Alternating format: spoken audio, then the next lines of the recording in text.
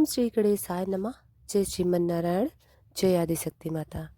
दोस्तों, आज हमारे साथ श्रवण करेंगे सोम प्रदोष व्रत कथा। प्रदोष व्रत की कथा केवल एक कहानी नहीं, बल्कि भगवान शिव की कृपा प्राप्त करने का एक पवित्र माध्यम है। दुखों से घिरे इस संसार में उनकी पूजा ही वह मार्ग है जो हर कष्ट को हरती है और मनुष्य को शांति प्रदान करती है। जो इस पवित्र कथा का श्रवण नहीं कर पाता, वह भोलेनाथ की कृपा से वंचित रह जाता है। भगवान शिव की कृपा से न केवल जीवन के तमाम संकट दूर होते हैं, बल्कि भक्त का जीवन सुख समृद्धि से परिपूर्ण हो जाता है। तो आइए, माघ मास के शुक्ल पक्ष के सोम प्रदोष व्रत के शुभ अवसर पर भगवान भोलेनाथ की महिमा का वर्णन सुने और उनकी कृपा से अपने जीवन को धन्य बनाएं। आप सभी को निवेदन है कि कमेंट में हर हर महादेव जरूर लिखें। अभी तक वीडियो को सब्सक्राइब नहीं किया है तो अभी कर लें। पौराणिक कथा के अनुसार विदर्भ देश में सत्यव्रत नाम से प्रसिद्ध एक राजा थे। धूम्रपूर्वक राज्य करते हुए उनका बहुत सा समय सुखपूर्वक बीत गया। एक समय शाल्व देश के राजाओं ने विदर्भ देश पर आक्रमण कर दिया। उनके बीच भयंकर युद्ध हुआ। दोनों पक्षों की बहुत सी सेनाएं मारी गई, परंतु अंत में विदर्भ देश के राजा भी उनके हाथों से मारे गए। विदर्भ राजा की गर्भवती स्त्री दुखी होकर रात के समय राजभवन से निकलकर वन की ओर चली गई। सुबह होने पर उस रानी ने जलाशय के किनारे एक वृक्ष के नीचे एक सुंदर से पुत्र को जन्म दिया। इसके बाद वह प्यास से व्याकुल होकर जलाशय में पानी पीने गई। इतने में ही एक घड़ियाल ने आकर उसे अपना ग्रास बना लिया। बालक पैदा होते ही माता पिता से हीन हो गया। जब वह नवजात शिशु वृक्ष के नीचे पड़ा हुआ जोर जोर से रो रहा था, उसी समय भगवान भोलेनाथ की कृपा से वहां पर एक उमा नाम की ब्राह्मणी पहुंची। वह अपने 1 वर्ष के बालक शुचिव्रत को गोद में लिए हुए थी। वह ब्राह्मणी बहुत ही गरीब और विधवा थी। वह भीख मांगकर अपना गुजारा करती थी। उस बालक को रोते हुए देखकर उसने मन ही मन सोचा कि यह तो बड़ी हैरानी की बात है कि यह नवजात शिशु, जिसकी अभी तक नाल भी नहीं कटी, यहाँ पर पड़ा हुआ है। इसकी माता कहाँ चली गई? जब वह ब्राह्मणी सोच में डूबी हुई थी, उसी समय वहां से एक सन्यासी गुजरे। वह ऐसे जान पड़ते थे मानो साक्षात भगवान भोलेनाथ हों। उन श्रेष्ठ भिक्षु ने उस स्त्री से कहा, हे ब्राह्मणी, तुम इस बालक की रक्षा करो, इससे तुम्हारा परम कल्याण की प्राप्ति होगी। इतना कहकर वह दयालु भिक्षु वहां से चले गए। उनके जाने के बाद ब्राह्मणी ने उस बालक को लेकर अपने घर की ओर प्रस्थान किया। वह ब्राह्मणी एक चक्र नामक नगर में निवास करती थी। ब्राह्मणी ने उस बालक का अपने बेटे के समान ही पालन पोषण किया और उसका नाम धर्मगुप्त रखा। वह भिक्षा के अन्न से ही अपने पुत्र और राजकुमार दोनों को पालने लगी। एक दिन वह ब्राह्मणी उन दोनों बालकों के साथ लेकर भिक्षा मांगती हुई देव मंदिर में चली गई। उस समय वहां पर शांडिल मुनि पधारे हुए थे। शांडिल मुनि को देखकर ब्राह्मणी ने उन्हें प्रणाम करके पूछा, हे ब्राह्मण, एक सन्यासी के कहने पर मैं इस बालक को अपने घर ले आई हूँ। अभी तक मुझे इसके कुल का पता नहीं चला है, फिर भी मैं अपने पुत्र की तरह इसका पालन पोषण करती हूँ। आप ज्ञान के नेत्रों से देख कर मुझे बताने की कृपा करें कि यह बालक किस कुल में उत्पन्न हुआ है और इसके माता पिता कौन हैं। तब मुनिवर बोले, हे विदर्भ देश के राजा का पुत्र है। इतना कहकर शांडिल मुनि ने उस बालक के पिता के युद्ध में मारे जाने तथा उसकी माता के ग्राह द्वारा ग्रस्त होने का शब समाचार पूर्ण रूप से बताया। यह सुनकर ब्राह्मणी की को और भी आश्चर्य हुआ।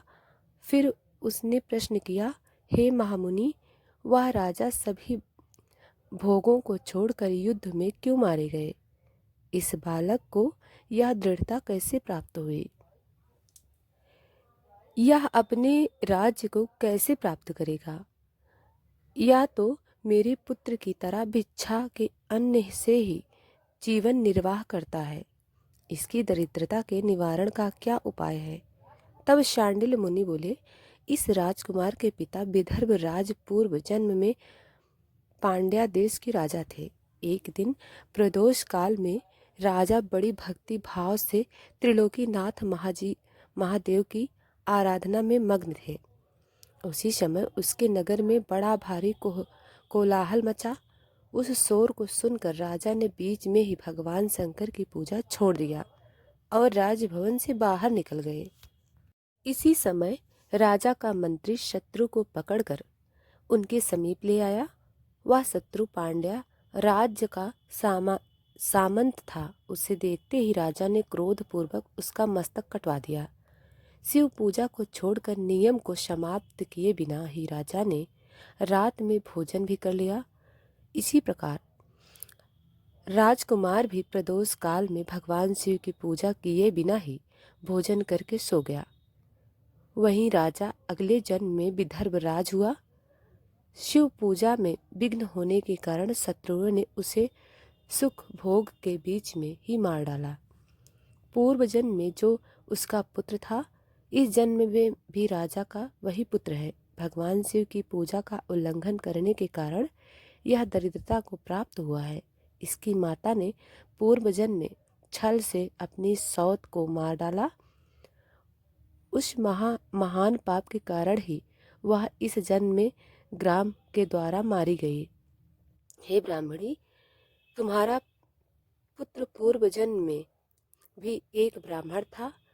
इसने अपना सारा जीवन केवल दान लेने में ही बिताया, यज्ञ आदि सत्कर्म नहीं किए, इसलिए यह दरिद्रता को प्राप्त हुआ है।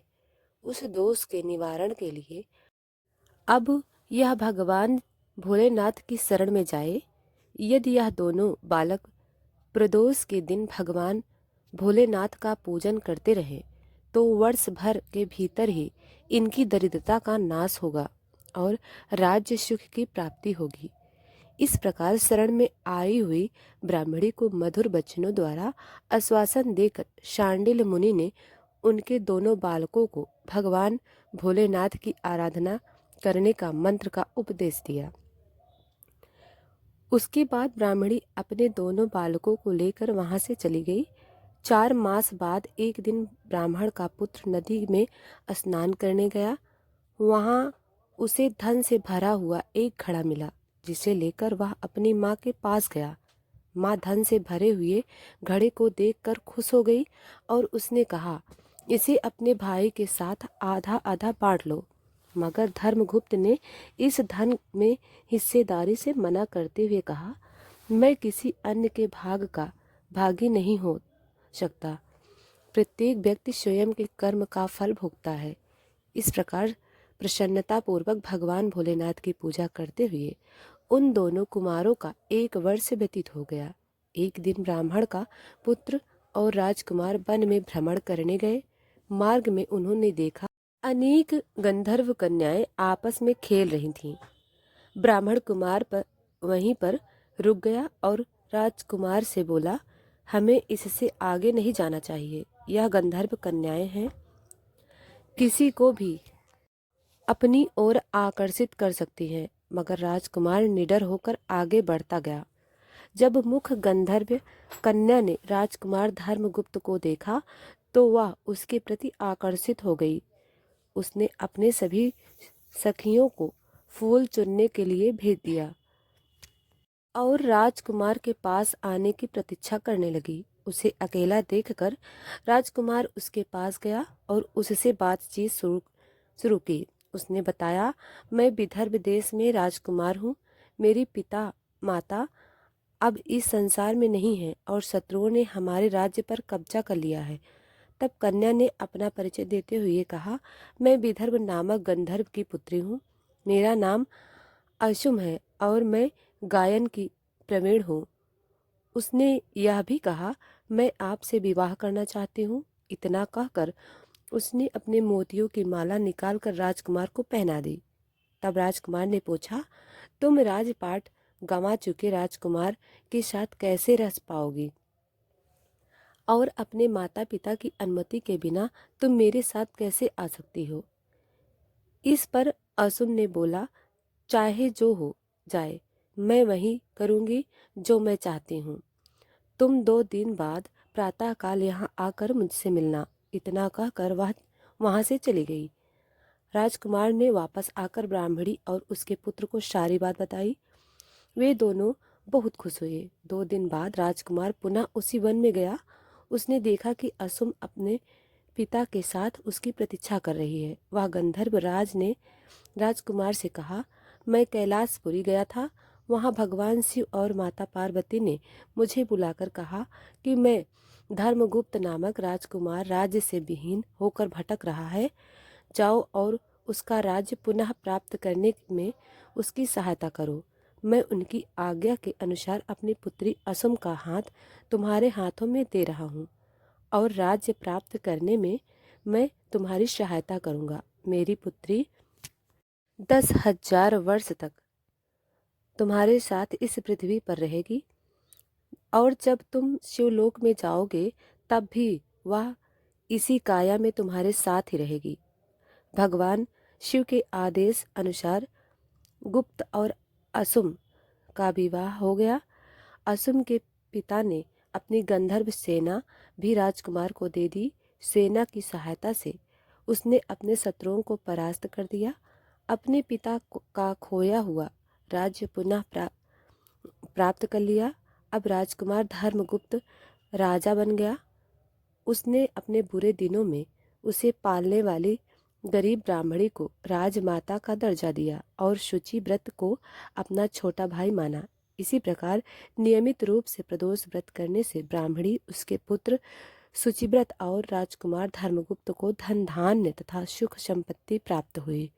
श्री सूत जी कहते हैं कि जो मनुष्य प्रदोष व्रत की इस पुण्य महात्म्य को एकाग्र चित्त होकर सुनते हैं अथवा पढ़ते हैं, उन्हें 100 जन्मों तक कभी दरिद्रता नहीं होती।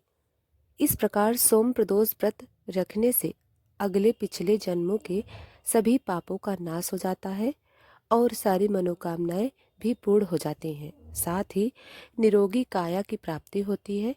पौराणिक मान्यताओं के अनुसार चंद्रदेव को पाप के कारण क्षय रोग हो गया था। इस पाप के निवारण हेतु उन्होंने भगवान भोलेनाथ की पूजा अर्चना की और सोम प्रदोष व्रत रखकर प्रदोष काल में भगवान शिव का पूजन अर्चन किया। ऐसा विश्वास है कि प्रदोष काल के समय भगवान भोलेनाथ बहुत ही प्रसन्न मुद्रा में होते हैं और इस समय की गई पूजा पाठ को बहुत जल्द स्वीकार कर लेते हैं। अपने भक्तों की झोलियां खुशियों से भर देते हैं। उनकी सभी अधूरी मनोकामनाएं पूर्ण कर देते हैं। यही कारण है कि किसी भी प्रदोष व्रत में पूजा का विधान है। तो दोस्तों, वीडियो को लाइक सब्सक्राइब अभी तक नहीं किया है तो अभी कर लें। धन्यवाद।